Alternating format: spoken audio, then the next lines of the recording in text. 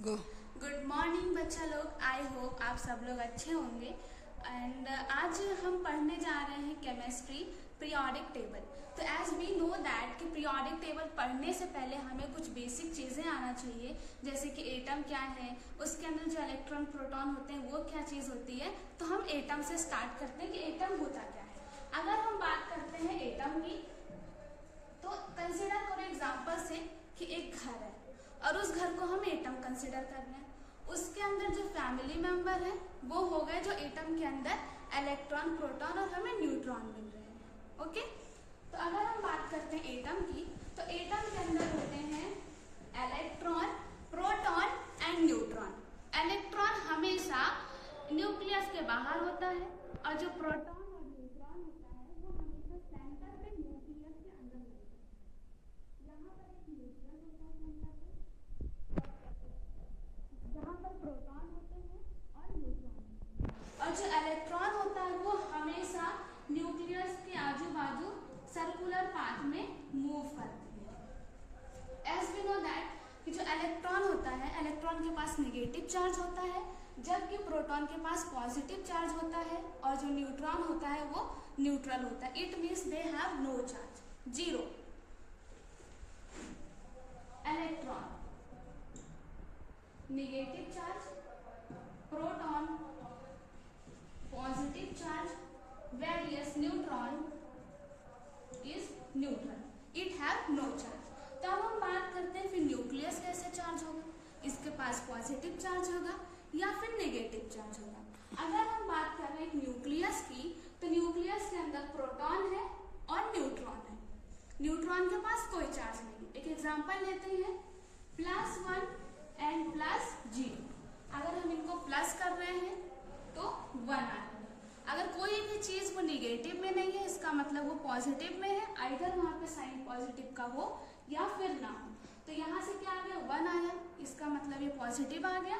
तो जो न्यूक्लियस है वो हमारा पॉजिटिवली चार्ज है और जो इलेक्ट्रॉन है हमारा वो नेगेटिवली चार्ज है। ओके, अब हम बात कर लेते हैं कि यहाँ पर जो इलेक्ट्रॉन मूव कर रहा है वो क्यों मूव कर रहा है, क्योंकि वो फ्री स्टेट में है।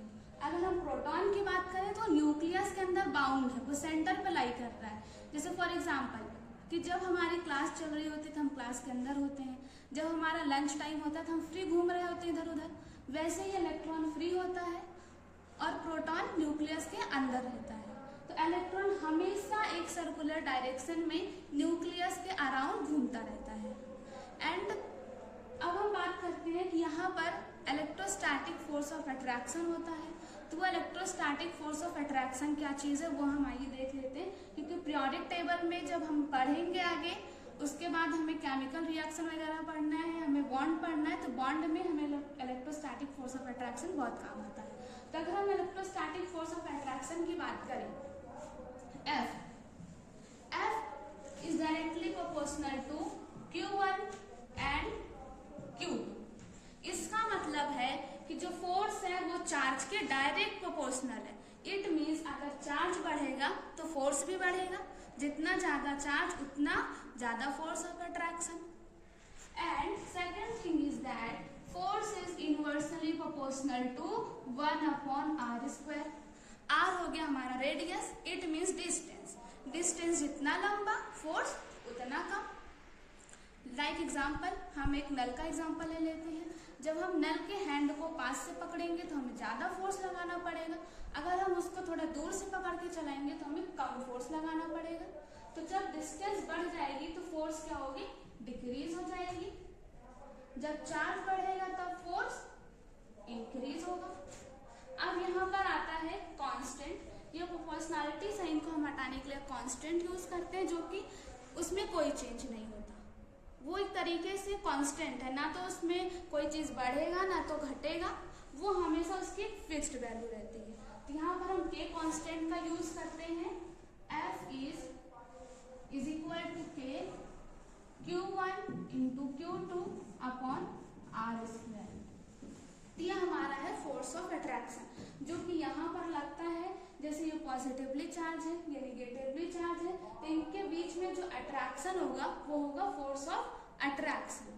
न्यूक्लियर चार्ज भी होता है जो कि बहुत ज़्यादा इम्पोर्टेंट है। अब हम बात कर लेते हैं कि एटॉमिक नंबर क्या होता है। ओके, सो आई थिंक इतना समझ आया होगा। तो अब हम स्टार्ट कर रहे हैं कि एटॉमिक नंबर क्या होता है। एटॉमिक नंबर क्या होता है कि it is a total number of atomic number is a number of proton और the number of electron. Atomic number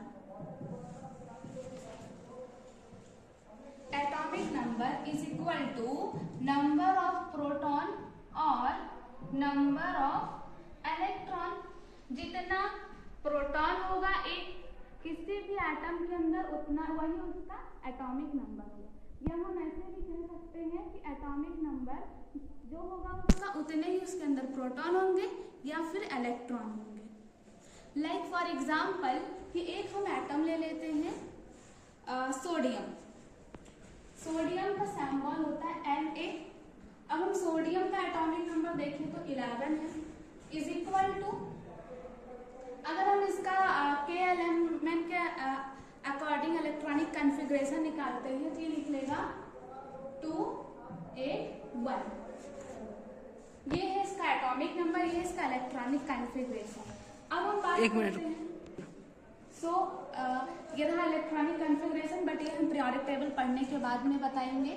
और एटॉमिक नंबर भी जब उसका पता चल जाएगा, हम पीरियोडिक टेबल पढ़ लेंगे तो हम इजीली इलेक्ट्रॉनिक कॉन्फ़िगरेशन निकाल लेंगे। हमें इनकी कैपेसिटी तभी पढ़ेंगे कि के एलिमेंट सेल की कितनी कैपेसिटी है, वो कौन सा रूल फॉलो करते हैं, कौन सा लॉ फॉलो करते हैं। अभी हम बात करते हैं एटॉमिक वेट की। एटॉमिक वेट क्या होता है? Atomic mass.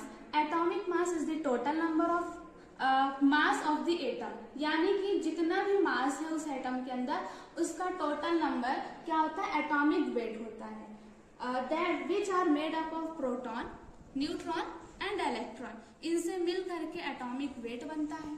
अगर हम एटॉमिक वेट की बात करें तो we add the number of proton with number of neutron, तो हमारा एटॉमिक वेट निकल जाता है।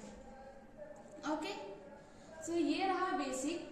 अब हम बात कर रहे हैं पीरियोडिक टेबल की। अब हम बात कर लेते हैं पीरियोडिक टेबल की। क्लासिफिकेशन जैसे इवोल्यूशन बहुत टाइम से चला आ रहा है। ये डेली लाइफ में हम इस पूरे इन्वायरमेंट में देखते हैं कि हर एक चीज को क्लासिफाइड किया गया है according to their properties.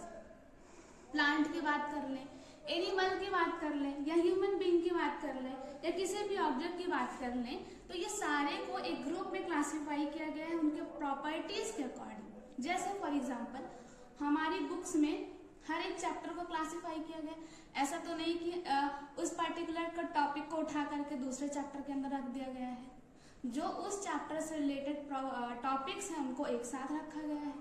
Books को भी क्लासिफाई किया गया है।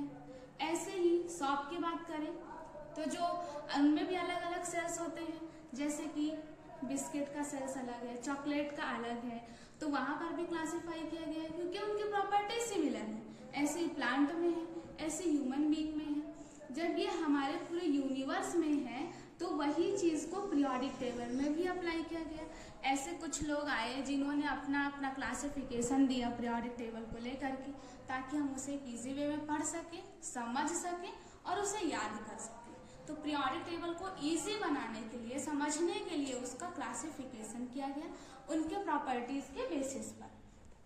तो सबसे पहले आए डॉबर्नियर भैया आए, उन्होंने ट्राइड रूल दे दिया। उन्होंने बोला कि 3 एलिमेंट को हम एक ग्रुप में रखेंगे।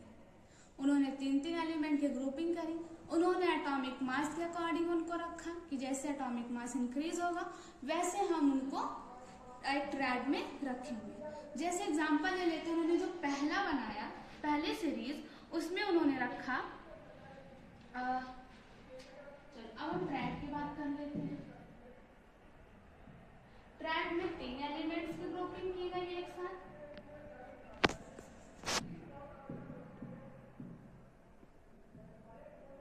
तीन एलिमेंट को एक ग्रुप में रखा गया।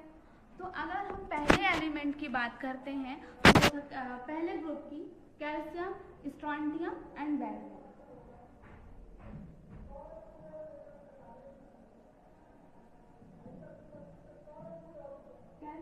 स्ट्रोंटियम एंड बैरियम, उन्होंने इनको एक ग्रुप में रखा। फिर ऐसे इन्होंने क्लोरीन, ब्रोमीन और आयोडीन को रखा। तो जैसे उनका ये भी कहना था, उन्होंने एक लॉ दिया था कि फॉर एग्जांपल एक है ए, बी, सी, ये तीन एलिमेंट है। इन तीन एलिमेंट का एटॉमिक वेट है ए, बी और सी। तो उन्होंने बोला कि जो मेटल वाले का एटॉमिक वेट होगा, जो इसका एटॉमिक वेट होगा वो A प्लस सी का एवरेज होगा, यानी A और C वाले का एवरेज होगा। Means is equal to A plus B, इनका एटॉमिक वेट का average divided by 2, sorry C, वो होगा B वाले का। तो जैसे एग्जांपल ले लेते, इसका था मान लो 2, इसका था 4। अब इन दोनों का एवरेज जो होगा वो B का एटॉमिक वेट होगा। So 2 plus 4 upon 2 is equal to 6 upon 2 means 3। तो जो B वाला होगा उसका 3 होगा। तो उनका कहने का मतलब यही था कि अगर हम बीच वाले का एटॉमिक वेट फाइंड कर रहे हैं तो जो पहला और आखिरी एलिमेंट होगा, पहला और तीसरा, उनका एवरेज होगा। उनके एवरेज के बराबर आएगा, अप्रॉक्सीमेटली आएगा या फिर एकदम इक्वल आएगा। और उन्होंने तीन एलिमेंट की ग्रुपिंग करी उनके प्रॉपर्टीज के अकॉर्डिंग। जैसे कि कैल्शियम और स्ट्रोंटियम बैरियम है, तो जो प्रॉपर्टी इसकी है वही सेम इसकी होगी, वही सेम इसकी होगी। उन्होंने इसके अकॉर्डिंग रखा था। तो चलो हम इसका एक देख लेते हैं एग्जाम्पल। इसका है 40, 88 एंड बैरियम की बात कर लेते हैं, उसका होता है 137। कैल्शियम का 40, स्ट्रोंटियम का 30, 88 एंड बैरियम का 137। अब हम इनका एक एवरेज निकाल के देख लेते हैं कि इसके बराबर आ रहा है 40। अब जैसे कि हमें पता है कि B वाले का जो एटॉमिक वेट होगा वो A और C वाले का एवरेज निकालेंगे तो हमें बीच वाले का एटॉमिक वेट मिलेगा। यही उनका कहना था। तो उन्होंने सबसे पहले ग्रुप में रखा कैल्शियम, स्ट्रोंटियम एंड बैरियम। तो कैल्शियम का एटॉमिक वेट 40 है, बैरियम का 137 है। हम स्ट्रोंटियम का निकाल के देख लेते हैं, इसका 88 होता है। लेट्स सी आता है कि नहीं आता उनके फॉर्मूले के अकॉर्डिंग। तो 40 प्लस 137 अपॉन 2 आएगा 177 अपॉन 2। अगर हम इनको सॉल्व करेंगे तो ये निकल के आ रहा है 88.5। इट मीन्स कुछ इसके अप्रॉक्स आ रहा है, अप्रॉक्सीमेटली आ रहा है। तो यहाँ पर भी ये रूल फॉलो कर गया। लेकिन इनका हो गया फेलियर मॉडल, क्योंकि ये आगे प्रूफ नहीं कर पाए। ऐसे कैल्शियम क्लोरीन और ब्रोमीन अगर हम आयोडीन का निकालते हैं तो उन पे भी फॉलो कर रहा था, वो भी देख लेते हैं।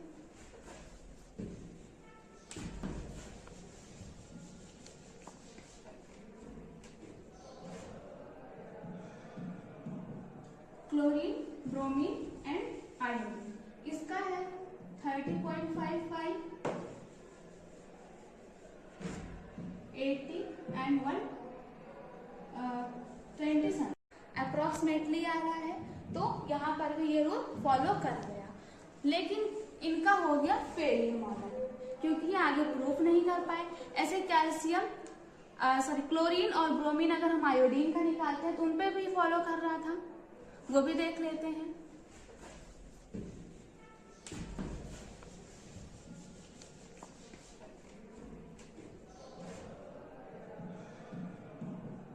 क्लोरीन, ब्रोमीन एंड आयोडीन, इसका है 30.55,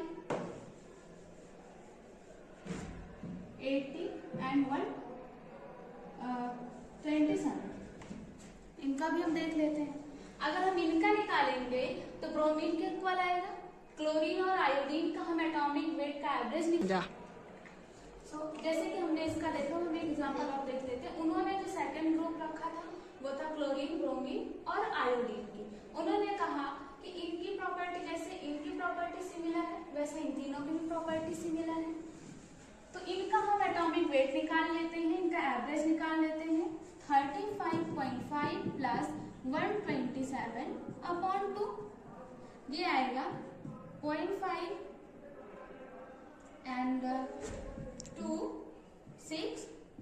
162.5 अपॉन 2, लेट्स सी ये आता कितना है।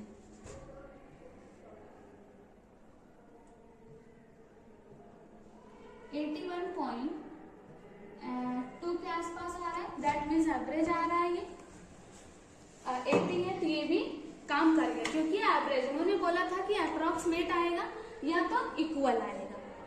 अब हम इनकी प्रॉपर्टी की बात करें तो ये मेटल्स है, ये नॉन मेटल है, ये मेटल्स है एंड ये नॉन मेटल है। मेटालिक है क्योंकि इनके पास +1 वैलेंसी है और इनके पास -1 वैलेंसी है, और ये हाइलाइट्स फॉर्म करते हैं, ये हाइलाइट्स फॉर्म करते हैं। और अगर हम वहीं पर इनकी बात कर लेते हैं, इनकी हाइड्रो ऑक्साइड बेसिक होती है और ये हाइलाइट फॉर्म करते हैं, जैसे ये हो जाएगा कैल्शियम हाइड्रो ऑक्साइड। और अगर इनकी बात करें तो ये होते हैं हाइड्रोजन NaCl, ये बना सकते हैं। तो ये हैलाइड्स फॉर्म करेंगे and they are the basic. ये मेटालिक है, ये नॉन मेटल्स है, इनकी वैलेंसी +1 होती, इनकी वैलेंसी -1 होती। तो जो इनका था वही सेम इनका था, वही सेम इनका, मतलब इनकी प्रॉपर्टी सिमिलर थी एक दूसरे एलिमेंट की, एक जैसी थी, तो इनको एक ग्रुप में रख दिया गया। वैसे यहाँ पर क्लोरीन की जैसी सेम प्रॉपर्टी ब्रोमीन की थी, आयोडीन की थी, तो इनको ग्रुप में रख दिया गया। बट इनका ये ट्रायड हो गया फेल। इनका इसलिए फेल हो गया बिकॉज कुछ अननोन एलिमेंट थे, मतलब कुछ ऐसे एलिमेंट थे जो उस वक्त डिस्कवर ही नहीं हुए थे, और जरूरी नहीं था कि वो जो डिस्कवर एलिमेंट नहीं हुए थे उन पे ये फॉलो करता ट्रैक, और कुछ नॉन एलिमेंट थे जिन पे ये ट्रैक फॉलो ही नहीं हो रहा था, किसी को उन्होंने ट्रैक में रखा ही नहीं था कुछ नॉन एलिमेंट को, इस वजह से इनका ये फेल हो गया। इवन कुछ ऐसे एलिमेंट थे कि उनको एक ग्रुप में रख दिया बट वो ट्रैक को फॉलो नहीं कर रहे थे, इस वजह से भी फेल हो गया। किसी किसी की प्रॉपर्टीज डिफर कर रही थी, इस वजह से भी फेल हो गया। तो यहाँ पर देख लेते हैं हम कि कहाँ पर फेल हुआ। अब इन्हीं की बात कर लेते हैं, क्लोरीन, ब्रोमीन एंड फ्लोरीन ले लेते हैं। फ्लोरीन भी इन्हीं के ग्रुप का है, फ्लोरीन, क्लोरीन एंड ब्रोमीन, इनको भी एक ग्रुप में रखा था। फ्लोरीन का होता है 90 एटॉमिक वेट, इसका है 30.5 एंड इसका है 80। तो अब हम इनका एवरेज निकाल लेते हैं फ्लोरीन एंड ब्रोमीन का। 90 + 80 अपॉन 2।